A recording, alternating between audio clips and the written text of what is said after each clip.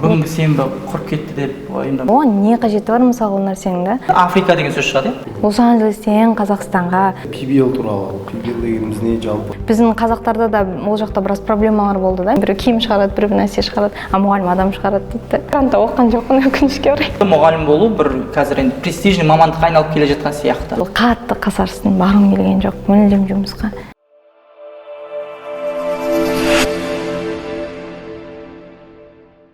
Қайырлы күн, құрметті көрермендер.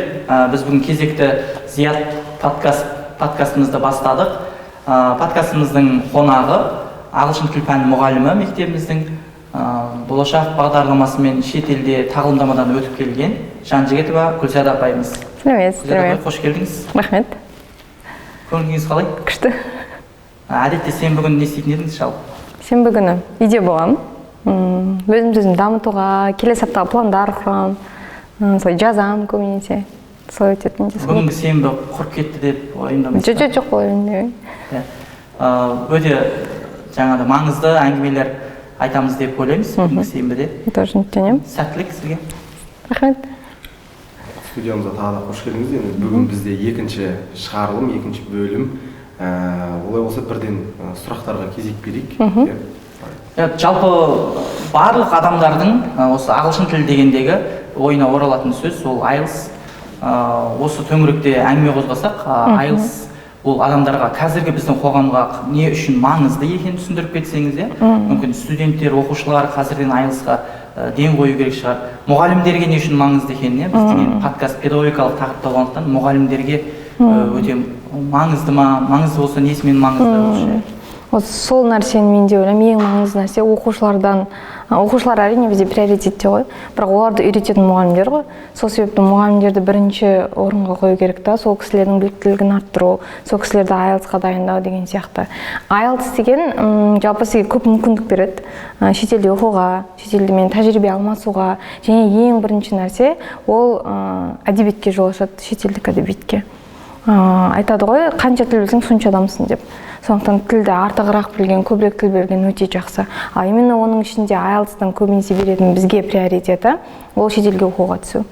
Басқа елдің тәжірибесін алып келу. Себебі біз енді дамушы елдің қатарына жатамыз ғой. Сол себепті бізге басқа елдің тәжірибесін алу, жастарды басқа елге жіберу өте маңызды деп ойлаймын. Ол орайда ең бірінші IELTS керек.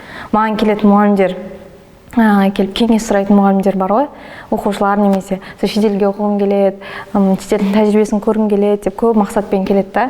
Мен ең бірінші сұрағым, IELTS-ыңыз бар ма? IELTS-ыңыз қанша? Себебі оған дейін сіз қойған мақсаттарыңыз, сіздің жоспарларыңыз бәрі әзірге просто арман сияқты болып тұрады да. Қолыңызда IELTS-ың сертификаты бар ма? Сіз ары қарай уже университет қарай бастайсыз. Так, менде 6 немесе 7, мен бұл балмен қандай университеттерге түсе аламын, қандай университеттерге тапсыра аламын, немесе қандай тәжірибе алмаса аламын, неше түрлі бағдарламалар көп қой қазір. Сол себепті IELTS университетке түсуге, тәжірибе алмасуға ең қажетті нәрсе. Енді оны IELTS-қа дайындалудың бір алғашқы қадамдары қандай деген сияқты бір қарапайым бір сұрақ. Мен бір тәжірибеден айтайын, бізде мынандай болған, былтыр бір оқушыларды IELTS-ға белгілі бір тестке дайындамақшы болдық та. Бір жыл уақытымыз сонымен кетті, сол тестке дайындай бердік оқушыларды. Біз бір нәрсені естен шығарып алыппыз да, ағылшын тілінің өзінің деңгейі жоғары болмай, құр IELTS-қа дайындай берудің дым мағынасы жоқ. Демек, бірінші ағылшыннан уровень көтеріп алу. Иә, міндетті түрде. Мысалға сіз 100 тест тапсыруыңыз мүмкін, IELTS-тан 100 рет 5 алуыңыз мүмкін 9-дан. Оның қаншалықты? Ол бірден IELTS-ға дайындалу деген сөз структурасымен зерттейді ма, сонымен дайындалады? Иә, жалпы 4 скиллдан тұрады, 4 дағды деп айтамыз ғой, 4 дағдыны тексереді: оқылым, жазылым, және де айтылым, тыңдалым деген сияқты. Сол оның спецификациясына үйренуге где-то бір 3-4 ай кететін шығар. Кейбір кезде кешіріс, бізде ұстаздарымызда осы тағылымдамаға бару үшін немесе өзінің жаңағыдай біліктілік деңгейін көтеру үшін IELTS сертификаты сұралады. Сол кезде мысалы ұстаздарымызда уақыт тығыз болады. Кейбір кезде енді ағылшынды мектеп кезінде, университетте оқып жүрген кезеңдерінде оқыған ағылшын деңгейлері интермедиат деңгейінде қалады. Сол орта деңгеймен IELTS-ға дайындалып шектік межені егеруге болады ма? Мысалы 4-5 алуға болады ма? Иә, негізі болады. Advanced'ке жетпей ақ. Иә. Advanced'ке жету міндетті емес, негізі 6-6,5 көп жер қабылдайды. егер де сіз болашақ бағдарламасын тапсыратын болсаңыз, мысалға да, сізде IELTS жарым деген сертификат болатын болса, IELTS-тың жарымды сертификаты, онда біраз университетті қарастырып көруге болады. Интермедиат болса, онда дайындықты бастай беруге болады. Орта межеден бола береді. Яғни негізгі сол IELTS-қа дайындалу үшін сіз интермедиат деңгейінде. Бітіру керек. Интермедиат жоқ. Интермедиаттың мағынасы жоқ, оны дайындаудың. Сіз бекерге уақыт жоғалтасыз, оның ақшаны жоғалтасыз. IELTS-қа даярлау курстары өте қымбат тұрады. Сол себепті ол курсқа бармас бұрын бірінші деңгейді көтеріп алу керек, одан кейін барып IELTS-қа дайындалу керек. Менде бір қызық ақпарат бар да, Нұрбек Саясат өзінің сұхбатында айтады, әлем тілдері ауысуы мүмкін. Ауысса, ол француз тілі басым болып жатыр. Себебі солтүстік Африканың көп құрлықтағы, Африка құрлығындағы көп мемлекеттер француз отары болған. Француз тілі олардың біздегі орыс тілі сияқты, олардың екінші тілдері. Енді олардың демографиялық жарылысы өте жоғары деңгеймен кетіп жатыр дейді да. Соған байланысты француз тілі кәдімгідей ағылшын тілімен деңгейлесіп, одан өсуі мүмкін деген болжам бар. Сіз қалай қарайсыз? Әлем тілі ауысуы мүмкін ба болашақта? Дәл қазіргі қарқынмен, егер де енді туу көрсеткішіне қарап айтып жатқан шығар, қазір бейби бум деп айтамыз ғой, адам саны өте француз тілінде сөйлейтін адамдар өте көп болып кететін болса, болашақта не болатынын білмеймін. Егер дәл солай болатын болса, мүмкін, неге мүмкін емес. Себебі әлемде андай сен ойламаған өзгерістер көп болады ғой. Сол себепті біз көбінесе дәл қазіргі көзқараспен қараймыз да, осылай болады әлем деп. Біз 10 жылдан кейін не болатынын білмейміз ғой. Ковид сияқты. Мүлдем ойламаған жерден шықты ғой. Сондықтан кез келген болжам, мен ойлаймын, мүмкіншілігі бар деп. Бірақ енді француз тілі қаншалықты глобальный тіл болады, мен білмеймін. Бірақ белгілі бір тіл ғана глобальный тіл болады деп ойламаймын, өйткені елдер өте көп. Әр ұлт өзінің ерекшелігін, тіл ғой маңызды, ұлтты сақтап тұратын. Енді егер тілді қолданушылардың саны көп дейтін болса, Қытай тілі бар мысалға. Оған да Қытай тілінің де қазір несі артып келе жатыр, мәртебесі артып келе жатыр. Сондықтан тіл білгеннің ешқандай зияны жоқ, көп тіл біле беру керек. Егер француз тілін білсе де жақсы, Қытай тілінде қосымша меңгерсе жақсы. Дәл қазіргі уақытта ағылшын тілі кішкене басымдықта болып тұр. Біріккен ұлттар ұйымының белгілі бекіткен 6 тіл бар ғой, әлемдік. Қандай еді? Африка деген сөз шығады. Ағылшын, француз, испан тілдері. Р деген орыс тілі деймін. Орыс тілі. Орыс тілі де кіреді. Сөйлеуші адамдар өте көп. Түрк тілі ол кірмейді, бірақ неде тұрады ғой деймін, сол кіруші үміткерлердің қатарында. Сол жалпы жаңағы әлемге үстемдік жаңағыдай орнатқан тілдер деп айтсақ болады, енді әлемде несі көп. Олардың бәрін білгенге не жетсін. Қанша тіл білсең, сонша адамсың ғой. Тіл меңгерген сондай жақсы нәрсе деп ойлаймын. Енді шетелдік бағдарламалар туралы өте көп бағдарламалар бар, сол туралы. Өзіңізді білеміз, енді 500 ғалым бағдарламасы бойынша ақшта тағылымдамадан өттіңіз. Сол оқиғаңыз туралы жалпы қалай бардыңыз, немен айналыстыңыз, зерттеуіңіз енді бізге таныстырған PBL туралы айта кетсеңіз, сол бағдарламаға біздің ұстаздарымыз қалай бара алады, сол туралы толық ақпарат бере кетсеңіз. Жалпы тағылымдама мұғалімдер үшін, жұмыс істеп жатқан практиктер үшін өте бір жақсы мүмкіндік. Себебі сен ол жақта бакалавр немесе магистратурадағыдай қайтадан тек қана жазбаша ғана немесе көп уақытын кітапханада өткізбейсің да, керісінше сені workfield деп айтады ғой, жұмыс орындарына жібереді. Барып көріңіз, Америкада кім қалай жұмыс істейді, сол сфераның адамдары қалай жұмыс істейді деп. Менің кейсімде ол мен оңтүстік Калифорния университетіне түстім. Лос-Анджелес қаласындағы, сол Лос-Анджелестегі және соның аймағындағы мектептерді аралап, PBL Project Based Learning қалай іске асады, соны барып зерттедім. 1 жыл бойы 11 айға барып келдім. Өте жақсы тәжірибе болды. Егер де біздің мұғалімдер солай біраз бөлігі солай барып келетін болса шетелге, мен ойлаймын, бізге үлкен көмек болар еді. Егер де түсу туралы айтатын болсам, ең бірінші сол ағылшын тілі керек. IELTS керек, онсыз болмайды.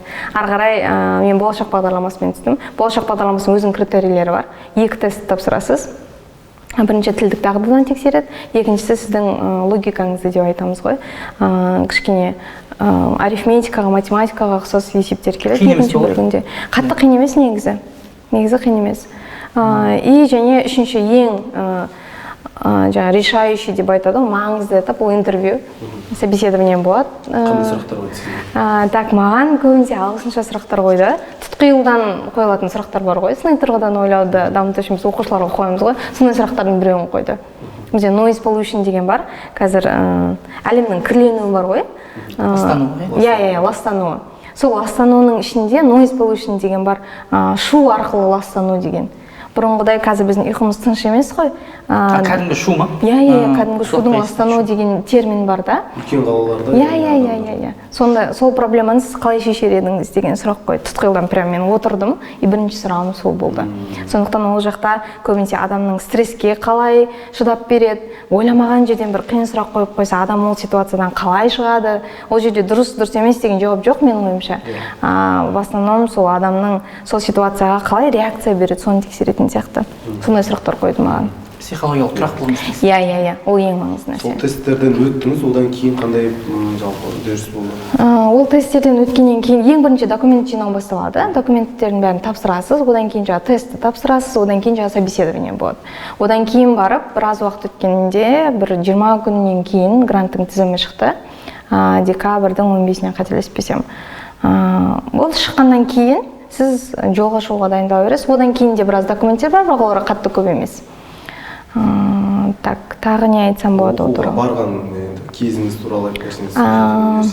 Қалай басталды жалпы осы тақырыпты қалай таңдадыңыз? Түскенге дейін, жаңа документациямен IELTS ең бірінші қажет деп айттым, иә. Түскеннен кейін өмірде неше түрлі ситуациялар болды, басқа елге барған, мүлдем басқа экспириенс, басқа опыт, басқа тәжірибе. Түскен кезде ол жақта... Кешіріңіз, оған дейін сіз шетелге шыққан бедіңіз, әлде алғаш шығуыңыз ба? Жоқ, шыққан жоқ. Мен тек Стамбулда ғана болған, Турцияда. Ал неге Лос-Анджелеске бірінші рет түстім. Неше рет бардым. Culture shock деп айтады ол терминді. Түскен кезде сіз басқа культураны, мүлдем басқа мәдениетті көресіз ғой. Сол кезде кішкене қобалжулар, неше түрлі сұрақтар, сондай болады. Қазақстанда жүргенде бүкіл әлем осылай конструкциясы осындай деген ой болады да сенде. Бүкіл әлем қазақтар сияқты өмір сүреді деп. Ол жақта мүлдем басқа алыптар ғой. Сол себепті комплекс бола ма? Иә, басында шок аласыз кішкене. Бірақ жақсы жақтар да бар. Білім саласында немесе олардың тұрмысында қандай да бір жақсы біз алатын дүние немесе біз алмайтын дүниелер бар деген сияқты болсын. Алатын дүние, мен ойлаймын, бізде көбінесе біз дінге сенеміз ғой. Олар да қатты дінге сенбейді да, бірақ адамилық, адамгершілік қасиет өте жоғары. Мысалға, бізде мен сол жақтағы Лос-Анджелестегі профессорым жақында маған 3 кітап беріп жіберді да.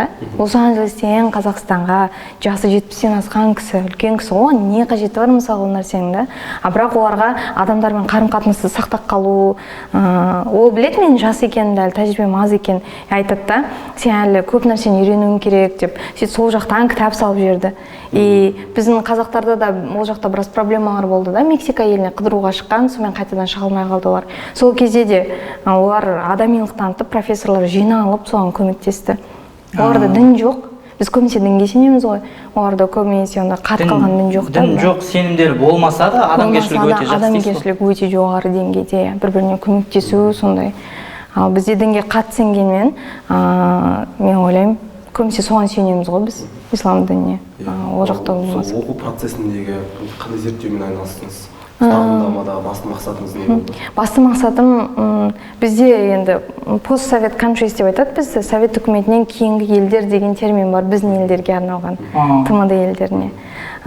Сол зерттей келе, бізде көбінесе олардың литературасында біз туралы былай береді, лекцияға негізделген сабақтар деп береді. Біздің оқу жүйеміз ба? Біздің оқу жүйеміз ол жақта солай сипатталған. Лекция оқиды болды. Лекцияға негізделген сабақтар, мұғалім басты авторитет деп келтіріледі. Басты авторитет мұғалім және басты рөлде мұғалім болады деген. Олардың системасында ол емес. Яғни интербелсенді әдіс деген жоқ деген нелер ғой енді? Иә, солай сипатталады. Оларда керісінше басты рөлде оқушы, мұғалім тек бағыт-бағдар беруші. Дамуға, не істеуге, ары қарай жылжуға деген сияқты. Қате кетсе дұрыстап, дұрыс бағыттап, в основном жұмыстың бәрін тек оқушы өзі жасау керек. Сол себепті маған project based learning қатты ұнады, жоба арқылы оқытады олар. Түрлі жобалары бар мектепте, сабақтың үстінде, сабақтан кейін қалып, белгілі бір нәрсені зерттейді. Мысалға былай, бір проблеманы алады. Например, пластиканың проблемасын алайықшы. Сол проблеманы алады, Түркістанда қалай дамыған сол нәрсе. Пластиканы қаншалықты қолданады. Матадан жасалған сумканы ұстайды ма, ұстамайды ма? Сол нәрсені оқушыларға береді. Сен давай осыны зерттеп көр дейді да, топтарға бөліп тастайды. бір топ, екі топ және үшінші топ деп проблема береді. Бірінші ол проблеманы оқушылар зерттейді өз тобымен бірге, интернет арқылы немесе литература оқиды, кітапханаға барады. Одан кейін олар ол пән биология, экологияға қатысты болмаса да иә, ағылшын тіл пәніне де солай жасауға болады. 2-3 мұғалім коллаборация деп айтамыз ғой, бірігіп жасайды ол нәрсені. Біздің бағдарламамыз соған сай ғой. Мысалға қазір кешіріңіз сөзіңізді бөлгенмін, просто орайы келіп тұр да. Мысалға біз қазір сол экологиялық проблемалар деген тақырып өтеміз қазақ тілден, үш тілде де бірдей өтіліп жүреді. Әртүрлі ғаламның жаһандық азаматтық дейді, су деген бар мысалға, биоалуантүрлілік. Сол кезде соған байланысты енді ана көп ата-аналар түсінбей жатады ғой, оның қазақ тіліне қатысы бар деген сияқты. Кіріктірілген сабақтар ғой біздің тереңірек зерттейді дейсіз ғой. Иә. Осы сұрақты қорытындылай кетейін, енді PBL туралы. PBL дегеніміз не, жалпы осы бағдарламаға қалай келдіңіз, енді осы турасында айтып берсеңіз. PBL деген Project Based Learning, жоба арқылы оқыту. Бізде ғылыми жобаларға дайындайды ғой, одан кішкене айырмашылығы бар. Ғылыми жобаға сіз белгілі бір оқушыны алып дайындайсыз ғой, біраз уақыт бойы мұғалім, бір немесе ары кетсе 2 оқушы. Ал PBL сыныпта жүзеге асады. Яғни бір сыныпты топқа бөліп, белгілі бір проблеманы бересіз. 4 топқа тақырыбы ортақ болады да, бір проблеманы береміз. Жаңағыдай environmental issues, экологиялық проблемалар болуы мүмкін, немесе аштық проблемасы болуы мүмкін. Оларға не қызық, сол проблеманы бересіз. Сосын олар өз бетінше барып кітапханаға барып зерттеу жасау керек қой. Іздеу керек сол туралы ақпаратты. Бірінші этап ақпарат жинайды. Ақпарат жинаудан кейінгі этап ол өздігінен зерттеу деп аталады. Өзіндік зерттеу деген не ол сол тақырыпқа байланысты адам тауып алады да, сөйтіп ол адаммен интервью жасайды, немесе опростар жүргізеді, сауалнамалар жүргізеді. Ең соңында әбден оқыды, ол оған қатысты адаммен сөйлесті, ол біраз ақпарат жинады ғой сырттан. Ең соңында соны ой түйінді жасап, презентация жасайды да, өзінің рекомендациясын береді. Өзі кішкентай болса да, тұжырым жасайды да, менің рекомендациям бойынша бұл проблеманы былай шешсе дұрыс болар еді деген сияқты.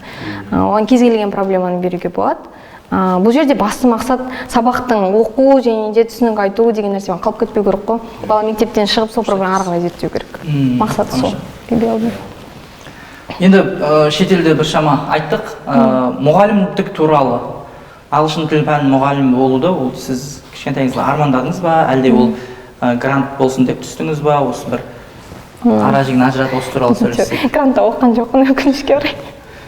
Ничего, коммерческийде оқыдым, ақылы бөлімде, осы Түркістан қаласында МКТ-ді бітірдім. Кішкентай кезімізден әкем көп айтатын, ағылшын тілі әлде де болашақта көп маңызы болатын тіл болады, қызым, ағылшын тілін жақсы оқы деп. Ол кезде енді түп санада қалып кеткен шығар, әйтпесе ол кезде ойланбайсың ғой, кім боламын деп. Сонымен ол кісілер кішкентай кезден дисктер әкеп беріп жүрді, мультиктер. Соларды көретініміз ол кезде DVD деген болатын. Соны диск салып қоямыз да ағылшынша мультиктер көреміз. Сөздерін жаттап, соны. Солай өстік та, 11 сыныпқа келген кезде түсіндім, менің ең жақсы білетін пәнім ағылшын тілі екен. Сол себепті сол пәнге қарай істедім. Ыңғайлана бастадым. Университет бітірдіңіз, бірден мұғалімдікке келдіңіз ба? Бірден мұғалімдікке келдім, иә. Мұғалімдікке келу процесі қалай болды? Басында бір қиыншылықтар болды ма? Алғашқы 2 жыл қатты қасарыстым, барғым келген жоқ, мүлдем жұмысқа. Таңертең тұрып барғым келмейтін жұмысқа. Ол анау ма, жаңағыдай оқушылардың жаңағыдай өзіңе қарата алмауы сондай мәселелер ме? Неше түрлі мәселе болған сияқты, иә. Адам әріптестермен дұрыс не болмады ма, қабылдамады ма? Менің ойымша, мен өзіме тәжірибе аз болды да. Көп адамда аз болады, бірақ біреулер болды өзімен өзі жаңағы бірден кетеді. Менде ондай болған жоқ. Жалпы кез келген проблеманы мен жай қабылдаймын өмірімде ше. Бірден күшті болып кетеді. Өте баяу. Өте баяу. Сол себепті шығар. Басында қатты қасарыстым. Барғым келмей жұмысқа. Ауыстырып та көрдім жұмысымды мұғалімдіктен. Кейіннен түсіндім, мұғалімдік өте жақсы профессия екенін ше. Шынайы түсіндіңіз кейіннен, е? Шынайы түсіндім, иә. Менің түсінігіме көмектескен мынандай фраза болды. Мұғалімдік өте ұлы мамандық, неге себебі басқа мамандықтар зат шығарады ғой, продукция шығарады да. Бірі киім шығарады, бірі нәрсе шығарады, а мұғалім адам шығарады дейді. Бір адамның қалыптасуына әсер етесіз да. Күшті сезім ғой. Кейіннен уақыт өте келе олардың дамығанын көріп, сөйлегенін көріп, немесе шетелге тапсырғанын көріп, соның басқасында жүріп, оны шетелге түсіріп, оның қайтадан Қазақстанға келген процесін бақылап, күшті сезімде болдым. Бір 3 жылдан кейін ба шешім қабылдадым. Мен осы сферада, образованияда, білім саласында қаламын деген шешімге келдім. тамаша. Анау өзіңіз сияқты осындай мысалға жас ұстаздар енді ғана жұмыс жүйесіне қадам басып жатқан ұстаздарға берер ақыл кеңесіңіз қандай болды? Осы 2 жылда қиындықтарды қалай жеңдіңіз? Қиындықтар болады. Лайфхактарыңызбен бөлісіп Қиындықтар болады. Жылайтын кездерде болады. Тастап кеткіңіз келетін кездерде болады. Бірақ қандай жағдай болмасын, адамның өзінің ішінде бір ешқашан өзгермейтін бір құндылығы, сенімі болады ғой. Сол сенім мықты болу керек деп ойлаймын. Сіз мен не үшін мұғалім болып жүрмін деген сұраққа жауабыңыз болу керек. Егер жауабыңыз болатын болса, сол нәрсе сізді ұстап қалады. Тамаша. Негізі сізді көп андай шаршатып алмайық. Арасында бізде нені айтып отырайық. Мұғалім болу процесінде менде де солай болды да. Басында мен амал жоқ қажеттіліктен келдім. Мен анау грантпен оқыдың, сен уже оқыған гранттың бәрін ақшасын төлейсің дегеннен келдім да негізі. Ақтау керек деп. Иә, сондай мәселеден келдім. Бірақ келіп жұмыс істеп жүргеннен кейін жаңа мұғалімдік жұмыстың, именно осы ништағы мұғалімдік, кураторлық жұмыстың прям барлық нәрседен хабардар болатын кәдімгідей сездім да. Бірақ та болашақта мұғалім боламын деген мақсат әлі де болмай жүрді да біраз жылдар бойы. Бір күні маған бүйтіп айтты да, менің осы практикада болған, сол практикада болған кездегі жетекші апайым айтады, сен білесің ба, баяғыда енді сол практикада жүрсем керек, жаңағыдай желанием жоқ болды да. Сен өзі мұғалім боласың ба деп сұраған ғой менен, сөйтсе жоқ, мен акиматта жұмыс істеймін деген ғой. Сөйтсе ол мүлде мен есіме шығып кеткен да, сол кезде мақсатым болмаған ғой енді.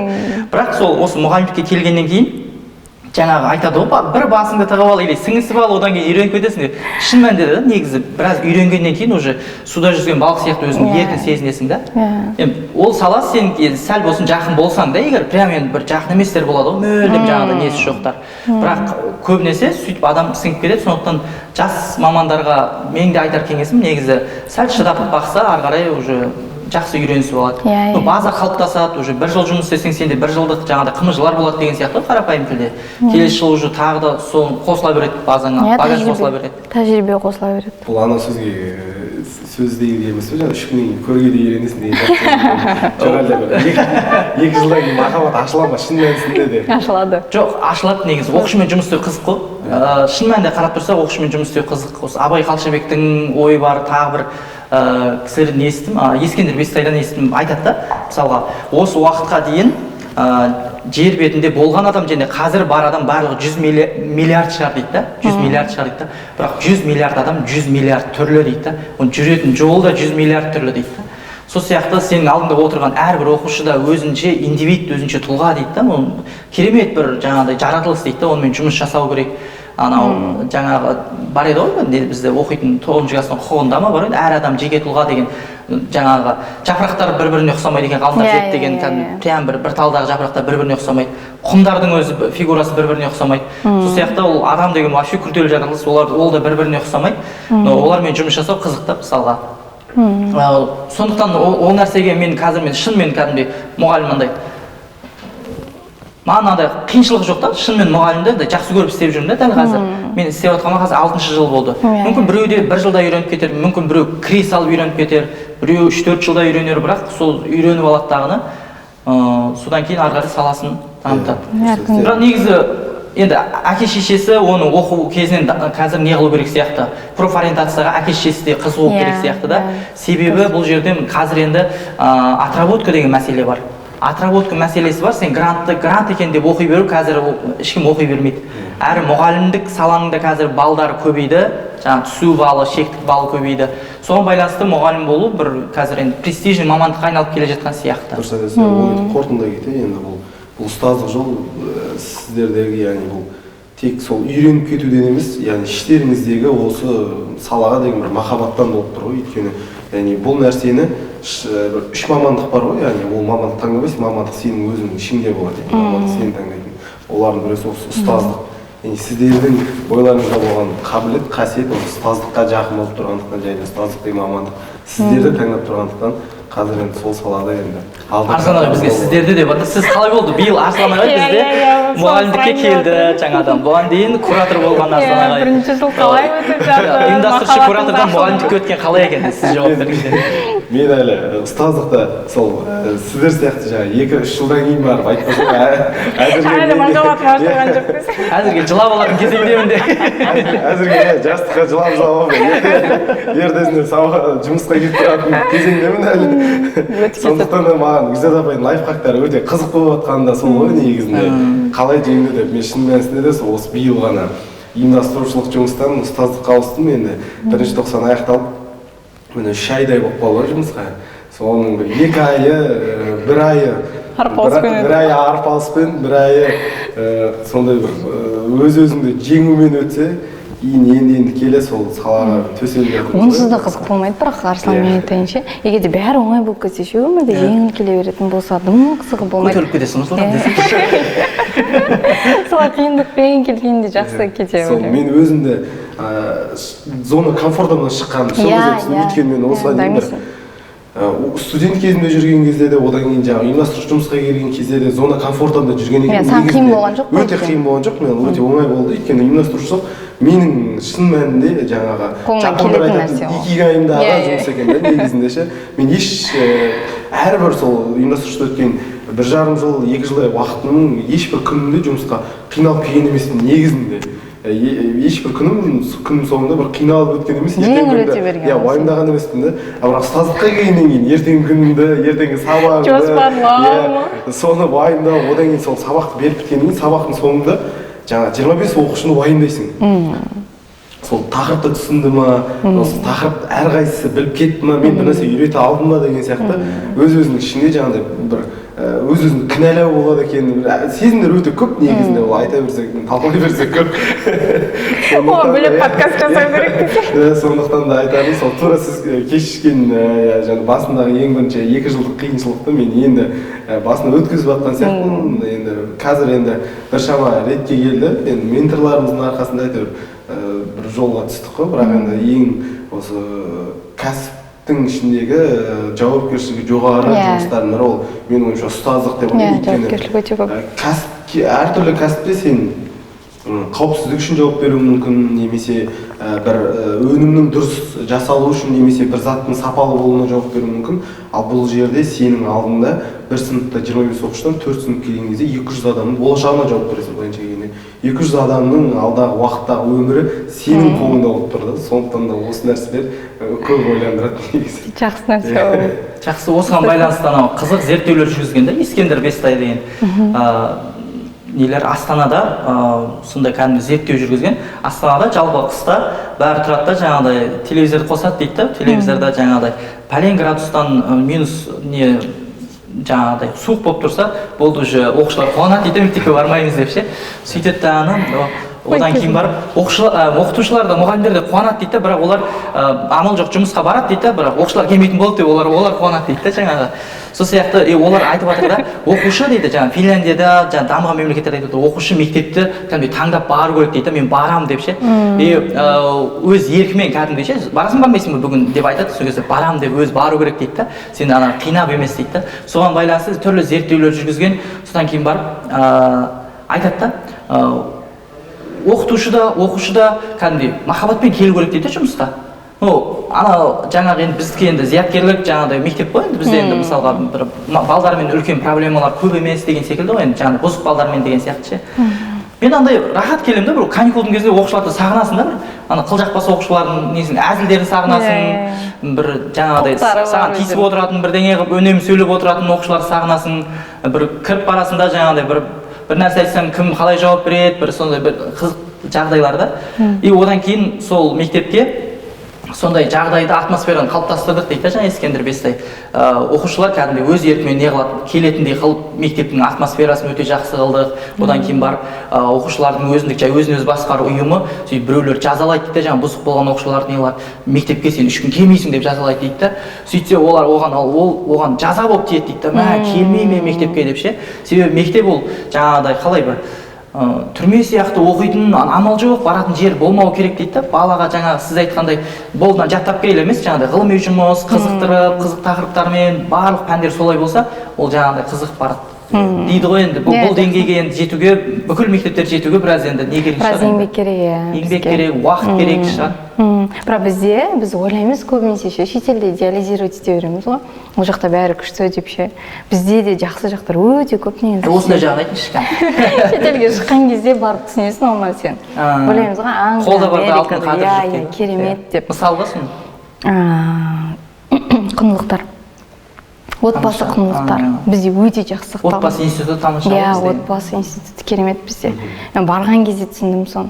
Басқа Қытайдан, Тайваньнан келеді ғой, басқа студенттер Азиядан көп деп, айтпақшы Америкаға. Азиаттардың ақшалары өте көп. Мен қайдан тауып отыр, олар еще коммерческийде оқиды. Біз мемлекет спонсировать етеді ғой, мемлекет төлейді, олар өз ақшаларымен келеді. Азиаттар бар, американдықтар бар. Сонда мен байқайтыным. Сіз де азиатқа кіріп кеттіңіз ғой жалпы? Иә. Постсоветтіктерді азиатқа кіріп кетеді ғой негізі? Ол жақта? Бірақ біз, олар да азиаттарға кіреді, Central Asian деп айтады, орталық Азия елінен деп. Бірақ бізден мемлекет не істеп жатыр ғой? Ақшамызды қаржыландырып жатыр ғой. Ол азиаттар жаңағы Қытайдан келген немесе Тайваньнан көбінесе өз қаржыларымен келеді. Өте көп ақша ғой. Они могут себе позволить. Сонда айтқым келгені, американдықтарды көреміз, европейцтарды көреміз, еуропалықтар, жаңағы азиаттарды көреміз, бізден басқа азиаттарды. Соларда көбінесе өз жеке басын ойлау, бірінші өзінің жағдайын ойлау, өз карьерасын ойлау, одан кейін 40-тан кейін, немесе 35-тен кейін үйленемін деген сияқты ойлар көп та оларда. Көбінесе бойдақ келеді, немесе күйеуі бар, бірақ сол елде қалған азаматшалар өте көп. Бізде қазақ балалар, группада қазақ балалар бар ғой. Олар әйелін, баласын бірден әкеліп, оларды не істеп, ашықтырмай, жақсы жерге орналастырып, қыдыртып, оларды. Солай жүрген балалардың бәрі қазақтар, қазақ ұлдар. Біздің қазақ ұлдарға үлкен респект осы жерде. Семьясын, баласын мүлдем тастамайды. Болашақпен оқуға түссе де, қайда барса да үнемі ертіп жүреді. Сосын бізде нетворкинг деген термин бар Америкада. Нетворкинг деген адамдардың бір-бірімен қатынасы. Түсінбейтініміз, неге біз шақыра береді деп, мағынасы жоқ қой кездесудің деп. Кездесуге шақырды, пицца жеуге шақырамыз деп жазады. Нетворкинг деп бір серьезный тақырыпты қоймайды, пицца парти деп айтады. Біз барамыз, бірақ ол жақтан басқа компаниядан, басқа бизнесмендер жүреді, әйтеуір пицца жеп, кофе ішіп, сөйтіп әңгіме айтып отырды да. Бізде бізді таныссын, сөйлессін, ақпарат алмасын деп айтады екен да, деп ойлайды екен профессорлар.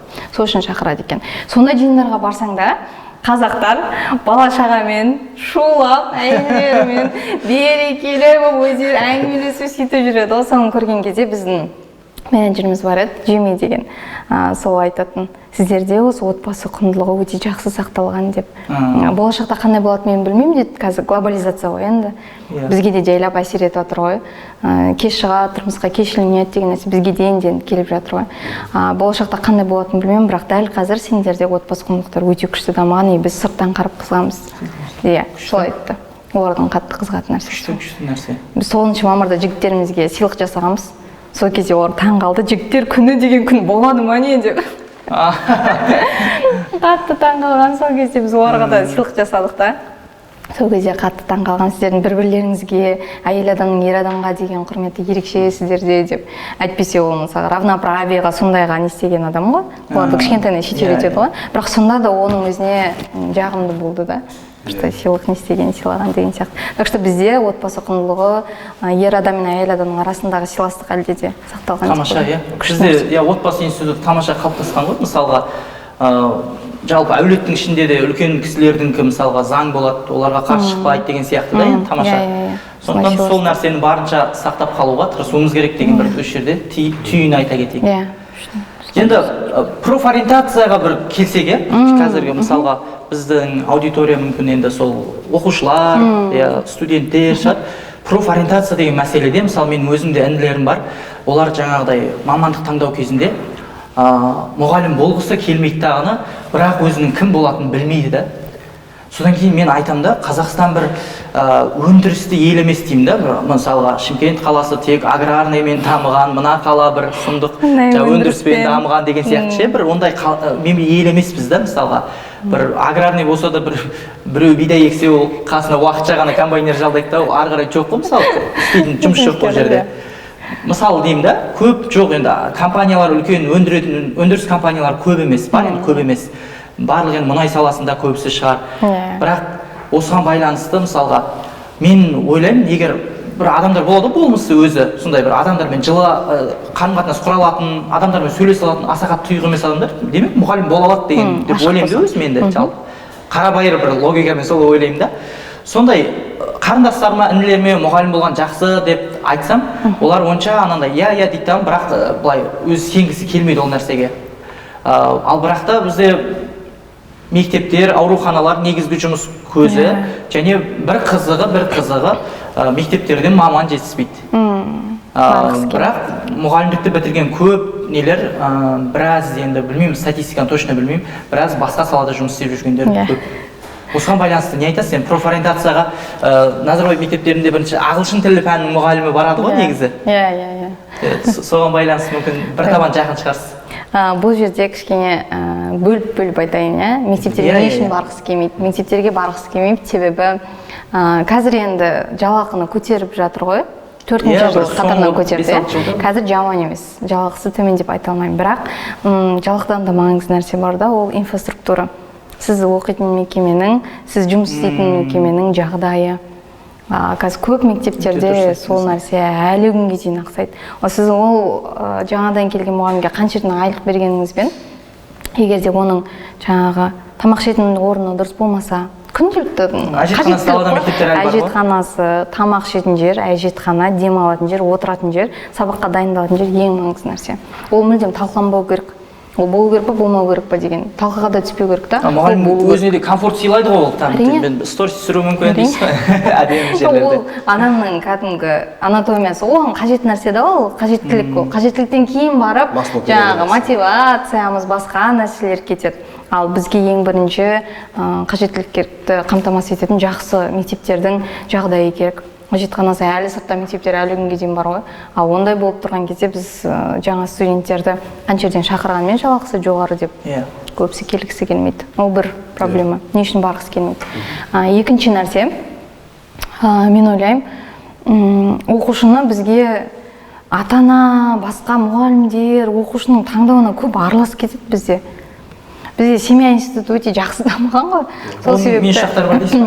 Мен шақтар бар. Сол тарапынан оқушы өзі таңдауға құқық бермейді да. Сен заңгер боласың, сен мұғалім болып өлмейсің деп па? Или сен менің балам бастық болады, менің балам акиматта істейді, немесе менің балам міндетті түрде бастық болу керек деген сияқты. Заңгер мамандығында қанша адам бітіріп шықты ғой. Осы жерде қоса кетейінші, сөйтіп араласатындар бар да, мүлдем араласпайтындар бар. Мүлдем араласпайтындар да бар. Екі түрлі тарап бар, осы жерде бөлігі болады. Вообще тым қатты араласып кетеді. Білмеймін, грантпен оқы, мен сені оқытамаймын дейтін ата-аналар бар. Осы жайлы да айта кетсек. Сосын тесттер бар негізі. Осы видеоның ссылкасына беріп кетейік, тегін тесттер бар негізі тапсыратын. Тегін тест па? Галлоп тест па? Галлоп тест сияқты тесттер бар, соны тапсырып, сен қай профессияға икемді екеніңді анықтайтын бір олар көбінесе ағылшын тілінде бар. Кімнің атласы емес па? Нұрбек Саясаттың шығарған? Ол бөлек па? Жоқ, қазақ тілінде ма ол? Мамандықтар атласы деген ба сондай бір? Ол жақсы екен. Болашақта 10 жылдықта қажет болатын мамандықтар жайлы. Мен жақында көрген едім бір сайтта, соған кіресің, сұрақтарға жауап бересің, ол толығымен ағылшын тілінде. И содан кейін сенің барлық неңді айтып береді.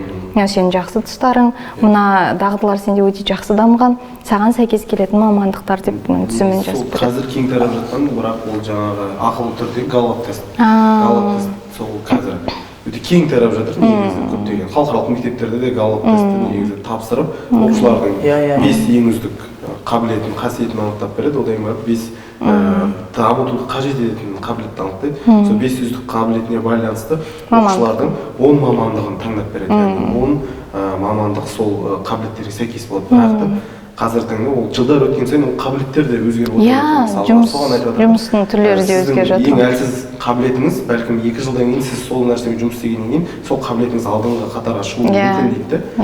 Бірақ та жаңағы мамандықтар сол мамандықтарға жақын мамандықтарды таңдаса, адам өзін сол жақта мүмкін бақыттырақ сезінеді деген жаңағыдай дәлелденбеген гипотеза бар. Бізде андай ғой, сосын оқушылардан көп байқайтын қатты стресске шалдығады сол тақырыпта. Қандай мамандықты таңдаймын деп драма жасайды. Мен ойлаймын, оны қатты драма жасай берудің керек жоқ сияқты.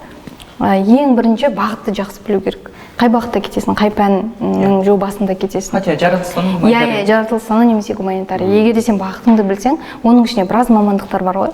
Сен мына мамандыққа түскенде өмірің мүлдем бір бөлек, мына мамандыққа түссең өмірің мүлдем бір бөлек болады деген ондай нәрсе жоқ қой. Еш уақытта кешірім. Еш уақытта, иә, конечно. Түсіп алып, одан кейін оқып, көріп, ары қарай сіз мамандығыңызды ауыстырғыңыз келсе, өз құқығыңыз, магистратураны басқа бағытта жүргізгіңіз келсе, ол да өз құқығыңыз. Мен ойлаймын, главное, ең бастысы бағыттан қателеспеу керек. Фундаменталды білім алатын бір мамандықты игеру. Бізде бір рамка бар да. Білмеймін, менде бар енді мысалға.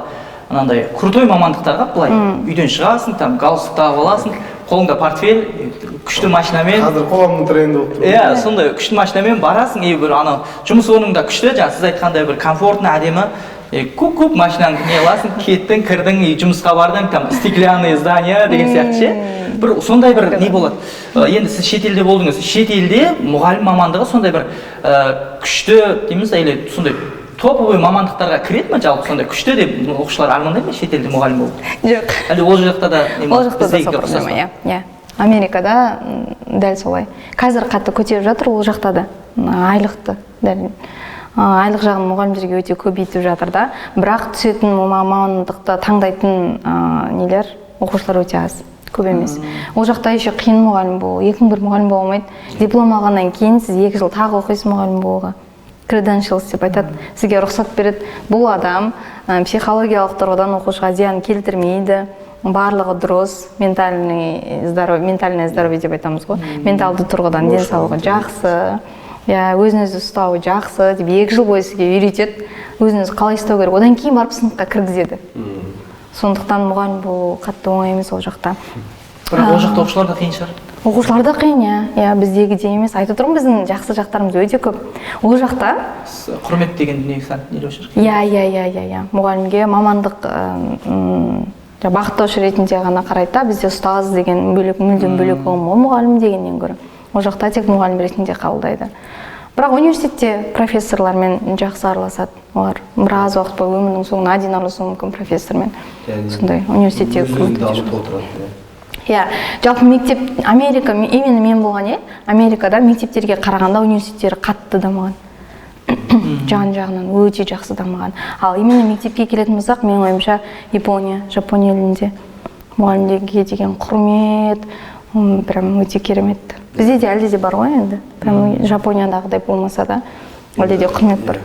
Мұғалім оңай жұмыс емес деп айтып жатырсыз ба енді ол мектептерде жалпы кез келген мемлекетте осындай мұғалімдер үлкен жауапкершілік қой. Енді қазір өзіңізді қалай дамытып жатырсыз енді осы салада, өзіңіз оқыған университеттегі профессормен байланыста екенсіз. Одан бөлек тағы қандай өзіңіз жоспарлаған мақсаттарыңыз бар, қандай жұмыстар атқарып, қалай дамытып жатырсыз өзіңізді? Біздің мақсатымыз негізі қатты үлкен мақсат қойып қойған сияқтымыз. Профессор екеуміз жасаған кезде PBL туралы жазамыз ғой. Сол кезде мақсатқа былай жазғанбыз. Қазақстанның орта мектептері деп айтамыз ғой, public schools деп. Орта мектептері, жалпы орта мектептері, сол жақтағы лекция түріндегі сабақтардың бәрін жоюға көмектесу деп. Қазір бізде әлде де үлкен поколениеміз бар ғой, совет үкіметінде білім алғандар. Министерство қызметке қойды. Соны әр барған сайын жақында тағы бір жалпы орта мектебінде болып келдім Түркістан қаласындағы. Сол бар келген сайын бүкіл рефлексиямды жазамын да профессорыма жіберемін, ол маған кері байланыс береді. Сонымен екеуміз көп талқылаймыз сол нәрсені. Сіз негізі ол жақтан алатын, яғни қалай сертификат или дипломыңызды алып қойдыңыз, просто сіз өзіңіз ғылыми даму үшін әлі байланыстасыз, Әрі күнге дейін, өйткені үлкен тақырып қой. Профессорыңыз әлі сізге жауап беріп, сіз үшін жұмыс істейді ол жақта, зерттейді, қарайды. Оқуыңыз әлі жалғасып жатыр. Әлі жалғасып жатыр. Иә, ғылыми зерттеу әлі жалғасып жатыр. Себебі орта мектептерге әлде де көмек көп қажет сияқты. Методика жағынан. Біз көбінесе семинар өте береміз ғой. Ал оның тиімділігі негізі қатты жоғары емес, шын айтқанда ше. Олар келеді, 3 сағаттық семинарға келеді. Не үйрет, не айтқыларың келіп тұр дейді. Өзі шаршаған жұмыстан. Бізде бюрократия әлде де бар, қағаз басылып көп қой мектептерде. Келеді, 3 сағат отырады, әйтеуір бір нәрсе үйреткендей боламыз, презентация қорға барымыз саламыз ғой біздің ештің мұғалімдері. Олар одан бір 20% алып кетсе де жақсы. Олар андай бір семинарға келген кісілерден мен де енді бір-екі рет өттім да, анандай нәрсе күтеді, бір мынандай бір 4 бұрышты ящикпен біз беріп жібереміз да бір мысалға. Осы әдістер, осыны болып бүйтіп что-то баласында болды, сонымен, короче, күшті өтесің деген сияқты да. Бірақ мен мысалға кеше жыл мұғаліміне барған кезде анау жаңағы әлемдік ұстаздардың несіне қатыстым ғой мен. Ол енді анау бір блокнот, жарты блокнот жазып келдім, ана ішінен біз көндіріп айтып жүрген мәселелер ше, супер жаңалық жоқ та. Бірақ ананың ішінен бүйтіп сығасың да, бір-екі тамшы аласың ғой, бүйтіп ше, соны. Жалпы мектептің мұғалімдері соны түсінсе деймін да, осы көп, мысалы 40 минут бірдеңе айтсаң, оның арасынан бір сөйлем болуы мүмкін да, ол сен алатын нәрсең. Немесе біреулер өте көп дүние алуы мүмкін. Ал ол кісілер бір дайын, короче, мощный қазір мен сізге әдіс берем, ол арасында любойны өте береді деген сияқты ше. Ол әдіс оларға өтпей қалуы мүмкін оқушыларға ше. Ол басқа болуы мүмкін, сондай бір нелер бар да, нюанстар бар енді семинардың. Өздерінің еңбектеріне көп нәрсе байланысты дейсіз ғой, өзіне де. Иә, анау кішкентай нәрсенің өзін үлкен білім деп қабылдау керек негізі. Сұмдық анау әлемнің сұмдық ұстаздары деген ұстаздардың әңгімесін бәрі сондай ғой, бір қайталама әңгімелер сол бұрынғы мысалда. Себебі біз өзімізді негізі дұрыс бағаламаймыз ше. Шынымен біз андай біздің қазақтарды таңғалдыру өте қиын. Бір нәрсе айтса, біз оны білеміз ғой деген сияқты сондай нәрсе болады. А шетелде ішкі эго бар ма? Білмеймін, может быть, біздің өзімізге тән қасиеттердің бірі сондай да, бізді таңғалдыру үшін шетел таңғала бере ма дедің ғой? Кез келген нәрсеге. Сосын олар кез келген нәрсені жай бастайды, ақырын үйретеді. Жайлап, ақырын, мен зерттеуім әлі жалғасып жатыр деп профессорым айтады, асықпа дейді. Мен айтамын, тағы мектептерге барып, тағы да көмек берейін деп, ол айтады, асықпа. Біз жоспар құрғанбыз бірінші. Сен бір мектептен ақ басташы деп, жай. Біздің ништің қарқын білсе олар олар өте талып түседі. Осы сөзіңізде, осы жақында қателеспесек бір мектепке барып келдіңіздер, біздің шетелдік мұғалім Ярослав мырза деген сол жолы жайлы айтып берсеңіз. Біз барған кезде мен семинар өткен жоқ, мен сабақ өттім. Профессорым жазды, міндетті түрде басқа сабақты оқушылар өттіңіз ба? Иә, оқушылар өтті. Мұғалімдер көрді артынан. Иә, мұғалімдер көрді, иә. Яғни бұл ашық сабақ өттіңіз, орта мектеп оқушыларымен бірге. Иә, орта мектеп оқушыларымен бірге. Тәжірибе тарату алаңы болып тұр осында. Иә. Солай жасадым. И профессорым айтты, міндетті түрде басқа мұғалімдер отырсын сабағында көрсін деп. Кері байланыс керек қой маған. Жалпы шетелде кері байланыс өте маңызды. Сонда сіз ништің бағдарламасымен де жұмыс жасап жатырсыз, өзіңіздің жаңағы шетелдегі профессормен де байланыста. Иә. Үш жақты жұмыс болып жатыр ғой. Қалай өтті сабағыңыз? Сыныпты топтарға бөліп тастадым. Бірінші видео көрсеттім. Міндетті түрде видео көріп алсын деп, видеоны бірінші көріп алды олар. Содағы сөздерді талдадық. Тақырыптың бірінші маңыздылығына еніп алдық. Одан кейін барып топтарға бөліп тастадым. Және постер бердім. Жалпы олар сызғанды, сурет салғанды, бала ғой енді, суретті көбірек қабылдайды да, чем просто сөзге қарағанда. Сол себепті айттым, бояғыңыз келсе, салғыңыз келсе, сала беріңіз, не салғыңыз келеді деп. Тайм-менеджментке қиын болмады ма? Қиын болған жоқ. Жоқ, ол тез салады. Тез салады, бір 10 минуттың ішінде 3 постердің үшеуі де дайын болды ғой. Фломастерлерді алдын ала дайындап қойдық. Сосын қорғады соны. Бірінші, міндетті түрде тек постер берген тоже болмайды. Себебі осы тақырыпта жазыңыз, салыңыз десеңіз, оның өзінің бұрынғы білімін ғана алады, қосады болды. Қасына міндетті түрде оқылым беру керек, жаңа ақпарат беру керек. Ескі ақпараты бар оның өзінің бұрынғы сабақтардан жаңа ақпаратты сіз бересіз. Сол екеуін араластырып постер салады, жазады ғой, маңызды жерлерін. И одан кейін шығып қорғады. Яғни спикинг дамытты да олар. Бірінші оқыды, бірінші видео көрді, тақырыпқа тереңнен бойлады. Яғни ағылшын тілінде? Иә, барлығы ағылшын тілінде. Ағылшын жалпы мектептерде жақсы ма? Қатты жоғары деңгейде емес. Кері байланысыңыз қалай болды? Мұғалімдердің бәрі ол жақта мақтай береді ғой. Жақсы өтті деді. Бірақ мен профессормен сабағым бірінші минутынан бастап барлығын айттым, қалай өткенін, кім мұнда қалай отырғызғанымды, оқушылармен қалай жұмыс жасағанымды, кері байланысты мен профессорым берді. Мұғалімдерден тек позитивті кері байланыс алдым, бірақ енді бізде жұмыс алға жылжу үшін міндетті түрде критикалық дос деп айтады ғой. Міндетті түрде сіздің ары қарай дамыту керек. Негізі жалпы мектептің мұғалімдері әжептәуір критика айтып па бұлай? Иә, негізі айтады. Негізі. Демек сіздің сабағыңыз жақсы өткен сияқты. Ол рахат ұнаған сияқты. Немесе ағылшын тілінде болғаннан кейін шығар. Ағылшын тілі мұғалімдерде болды да, бірақ басында мақтаған завуч ағылшын тілінен бермейді ау жұмысқа қарағанда. Жалпы осы ойды қорытындай кетейін енді. Жалпы қазіргі оқушылардың басты ерекшелігі қандай? Оқушылар қазір өте ақылды, зейінді. Біздің оқушыларға мүлдем әңгіме жоқ деп айтатын едім. Мен қазақ оқушылар бар ғой.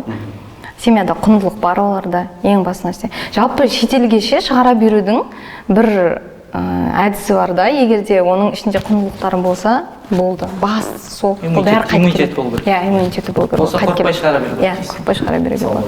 Осы ақылды зейінді жүреді, программада сол оқушылардың ішінде де кейбір кезде берілген бағдарламаны жақсы игеретіндер бар. Орташа игеретіндер төмен дәрежеде. Бүйтасың орындамайтындар бар. Мысалы, арнайы эксперимент жүргізген ғой, сол кезде де айтады да, ең ақылды оқушылардың өздерін барлығын бір классқа жинаса да, сол сыныптың ішінде нашар оқитын оқушылар бар, жаңағы төмен деңгейде игеретіндер бар, орташа деңгейдер бар, жоғары деңгейде. Кез келген жерде үш жүруге болады жерде қоғам бөлінсін, әркім өз орнын табады дейді. Шынымен ғой. Сол сіз мысалға өзіңіздің жалпы жұмыс тәжірибеңізде осындай нәрселерді қалай жеңе білдіңіз?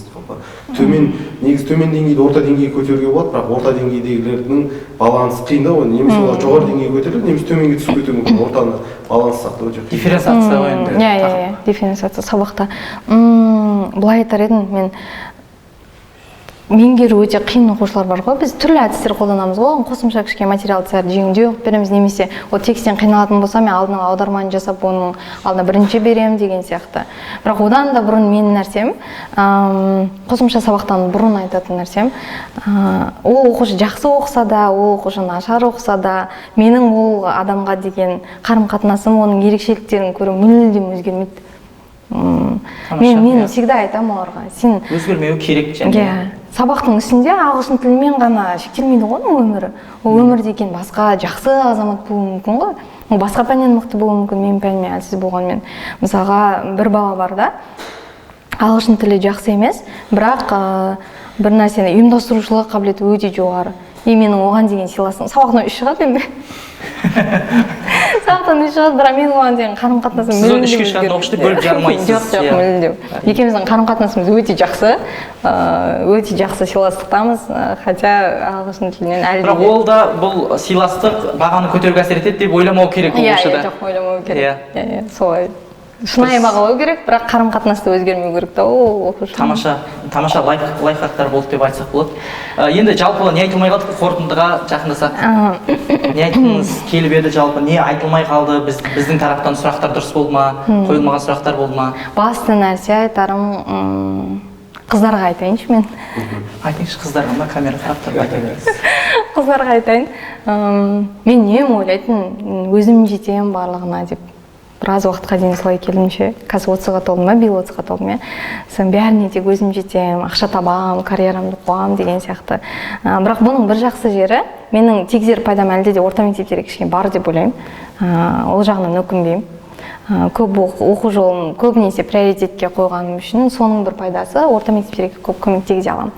Бірақ тағы бір нәрсе, зерттеуге сәйкес әйел адам мен ер адамның продуктивность деп айтады, жұмысқа келген кезде выгорание көп болады екен әйел адамдарда.